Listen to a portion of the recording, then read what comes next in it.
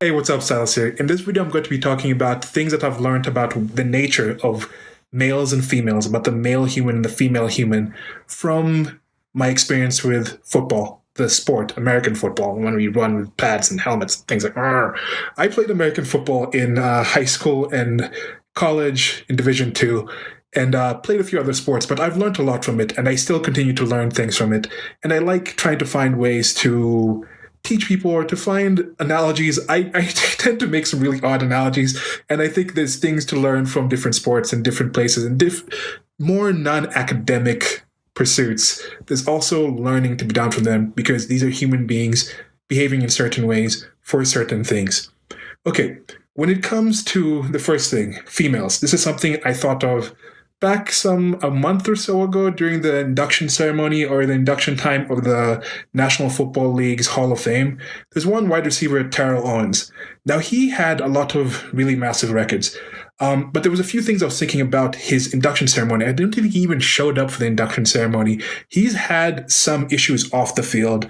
He was on Love and Hip Hop or something like that, and he's had issues after his career also. I think he was bankrupt or something, but I don't know. He's had a rough life. He's had a rough personal life and just dealing with things on himself. Yet he's also very accomplished on the football field. So I thought there's something that you can learn from Terrell Owens in that a lot of women in the West today, or in I think developed countries, especially the ones who are self-avowed feminists, are essentially Terrell Owens. The way they approach the world. Okay, bear with me here. So with Terrell Owens, he came in when there was Jerry Rice. Jerry Rice was on the San Francisco 49ers, and then Terrell Owens came in. He was a young guy. He was healthy. He was faster. He had this amazing, I think, a 28 catch game while Jerry Rice was still playing with him, if I'm not mistaken. But Jerry Rice is supposedly the best, arguably the best wide receiver to ever played. But Terrell Owens came up, and they were like, okay, is Terrell Owens actually better than Jerry Rice? Oh, Jerry Rice might have been on the Oakland Raiders already at this time. I'm not quite sure. Was that Tim Brown? Anyway, it's not too important. But that whole aspect about female human nature, the fact that somebody can be better in whatever field, as a female, as a wide receiver, let's say wide receivers are females, as a female, Jerry Rice, best one. But a younger one comes in, and then people are already like, Jerry Rice is still playing. He's still there. But the younger, fresher, physically better one is already getting more ups. People are like, yes, Terrell Owens is the new truth. So that's something that happens in female nature. No matter how accomplished you are, a big key part of being female is your youth, is your physical prowess, is your physical abilities. You are very much judged on that. And if you are very physically gifted as a wide receiver, you're allowed to do a lot of drama things on the side. Like currently now, Odell Beckham Jr., supposedly the most athletic, best wide receiver in the league right now, has some off-field issues with behavioral issues, but people are like, okay, is it worth all this stuff? Should we trade him? He's a diva. He has his personality, but that's the wide receiver. And secondary, the way the wide receiver actually acts on the football field. It's not the quarterback. A wide receiver is a support position. It's kind of a situation where the wide receiver doesn't do well, isn't at their best, isn't at their most effective, unless they have the help of the quarterback to throw them the ball. And I think that's how it kind of is with the male-female relationships. The male is the quarterback in that situation. It could be the running back as well. It could be pretty much any other position besides the wide receiver. When it comes to offense, I think wide receivers are completely the females, where they get thrown the ball and then they can do amazing things with it then. And a team can win or lose with the wide receiver, but I don't think you can win with just a wide receiver on your own, which is kind of situation also where it's like single mothers in general, not really the best kind of situation. But if you just have a really good quarterback, like a single parent of the team, it's possible to kind of win a Super Bowl, win a championship with just a really good quarterback over just a really good wide receiver without a really good quarterback, because you can't really throw the person, you can't throw the ball, you can't get it to that support position. So that's kind of the things I was thinking about, and even just the diva nature, the demanding nature of some of these people, especially like the Terrell Owens type people. Give me the ball, give me the ball. They don't necessarily fit well with the teams. They can explode a team, but it's really hard. Okay, I wouldn't say it's really hard for a wide receiver to bring a team together because they don't take the leadership position that much, but they're great on support. But yeah, they can come into a situation and just be that last key to make everything, but it's hard to like build around just a really strong wide receiver. So yes, if you think that's insulting to women, I don't know. It's just an observation I made. Now, the next part is something I just watched yesterday. Mark Schlerer, if I'm saying that name correctly, was on Undisputed, which is this sports show with Skip Bayless and Joy Taylor and Shannon Sharp, who's hilarious. I disagree with some of the things Shannon Sharp says, but the man is hilarious. He's a joy to listen to.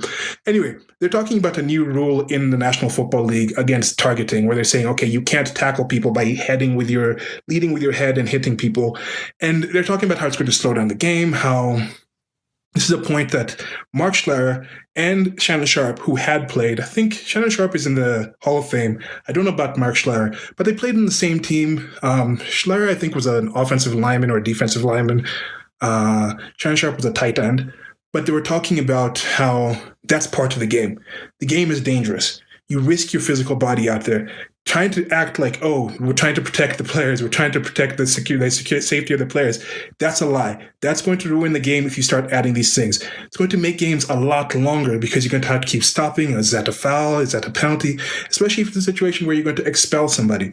So Mark Schlerer, might leave a link to this. Mark Schlerer said, if they're really about safety, why don't they guarantee the players' contracts? So if the player knows, if I'm hit and I have a concussion, and I think I have a concussion, I have a small boo-boo, or it's not a boo-boo, these people don't have boo-boos either. It's a collision sport. If you get hurt, you can sit out and not be worried that somebody's going to come and take your position, or you're not going to get paid because you're going to drop off the roster. So if you have that kind of guaranteed contract, maybe people will be more protective about their physical selves. And the thing about this, the thing I was saying, this is about male nature, is they were talking about how this is how we provide for our families.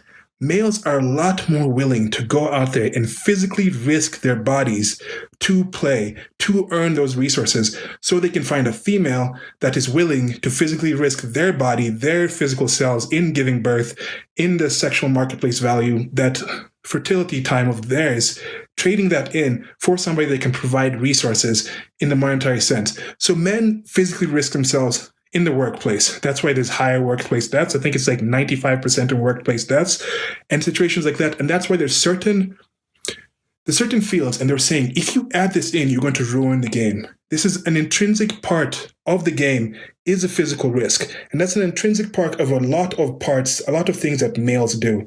Now you see the situation where they're trying to have co-ed workplaces have equal representation in certain fields, because females are not like, we need equal representation in garbage men, but there's certain fields they're getting in and they're saying, we don't like the environment here.